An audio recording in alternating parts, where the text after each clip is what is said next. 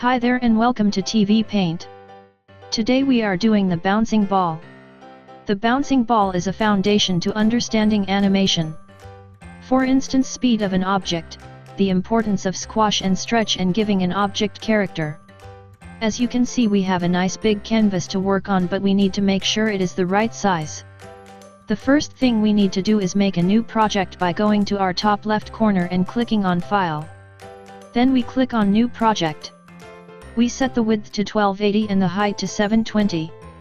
The frame rate can either be 24 frames per second or 25. When done, press New Project.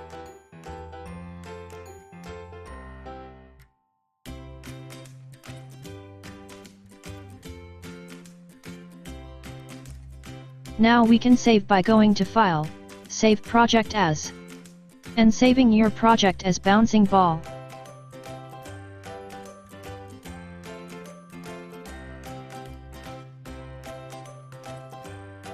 At the top you can see your new project named accordingly. As you can see, the canvas is now the right size. Here we can zoom in and out using the minus and plus arrows.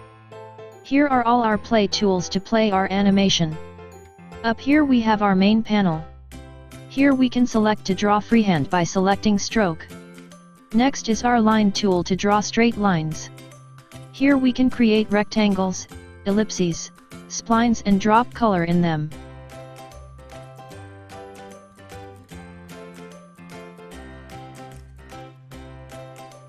We use this to create a custom brush. To use preset brushes, select our stroke tool. If you move your mouse to the right edge of your screen, a brush panel will slide out. Here you can select the black pencil. The first tool we are going to use is the spline tool. Here we have our layer panel. In animation it is important to work with layers. In our layers we have a number of frames. We will have to draw 25 frames to create 1 second of animation.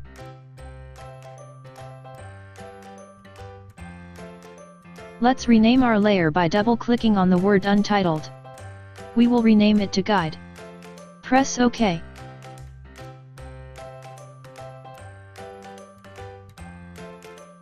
Next to the 0 frame, click on the down arrow. Here you can select what your layer must do. We must keep it on hold to see the guide throughout the animation. Make sure you have your pencil selected. Then go to your spline tool. Select B-spline. We are going to make a graph which the ball can follow. Click a curve of dots on your canvas to create the curve. When done, press Enter. If you are not satisfied with your curve, press Enter and then Ctrl Z.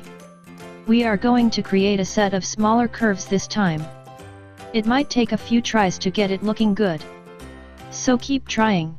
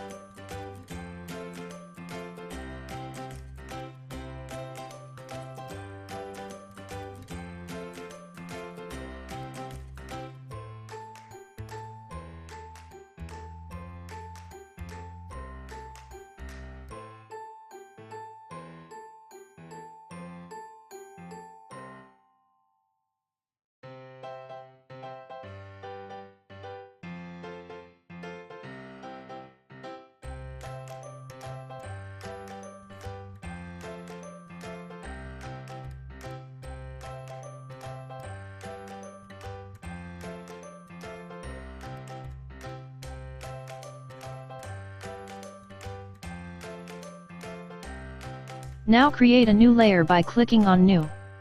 Name your layer Ball.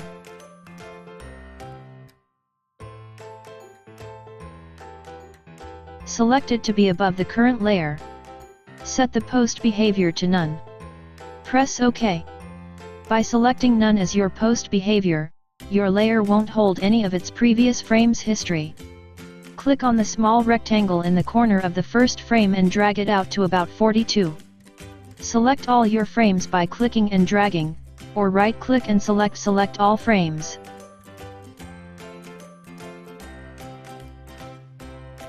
Click on the Effects panel and go to Motion, select Keyframer.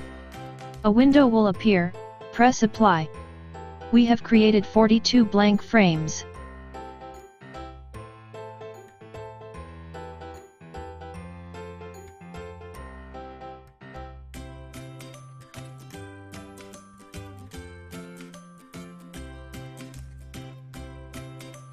Select your ellipse tool and create a ball.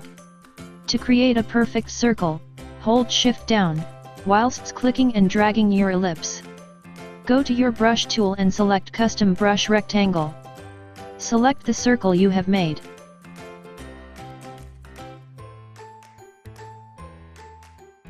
Now you have created your own brush. Click on the little skull tool to get rid of the ball you have made. Now we can start animating. Place your first ball at the beginning of your curve. Move to your next frame. Now we want to switch on our light table, to see our previous frame. Click on the light bulb icon. Make sure you can see at least 4 of your previous frames. Then go down to the layer and click on the dot underneath the little light bulb. Now you can see your previous frame. Now we can place our ball on our second frame, it overlaps with the first frame. Do this for the third frame as well. The closer the balls are to each other, the slower the ball is traveling. On your fourth frame, start spacing the ball further from the third. The further the spacing is between the frames, the faster the ball travels. Now count the amount of balls on your first curve. There are 7. On the next half of your curve there may only be 6 balls. Take note of the spacing.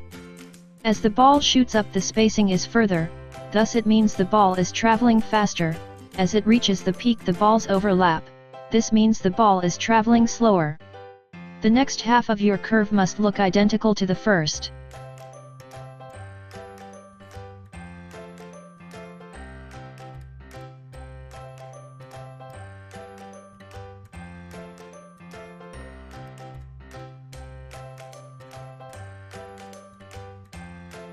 Go up to your light table and switch all the frames on. Now you can see your spacing. Make sure you play your animation whilst working. If you are not happy with the spacing, you can always redo it.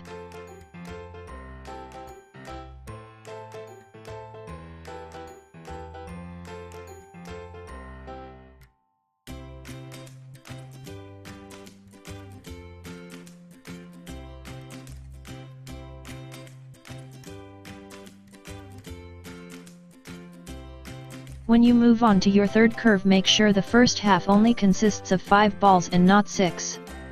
As you can see, we are decreasing the amount of balls by 1, every time we start on a new curve. This assures that the ball will come to a stop.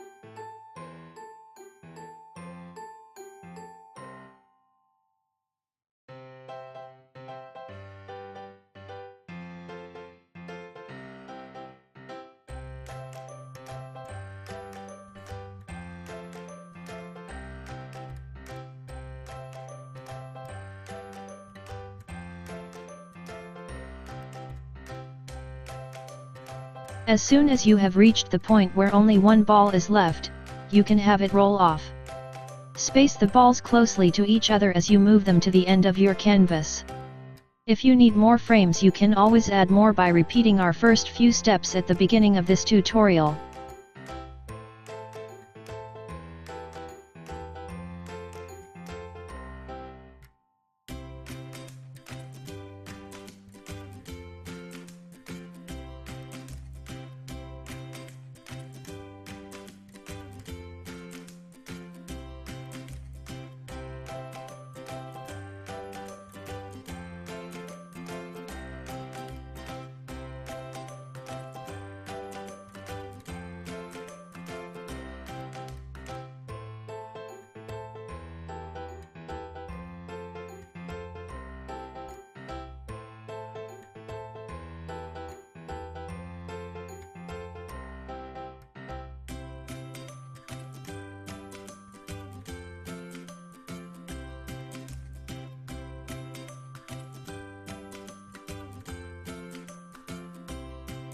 As soon as you are happy with your ball rolling off, you can go to your guide layer, right-click, and press on Delete Layer. There you have it, a bouncing ball, but there are a few more things to do to make it look even better.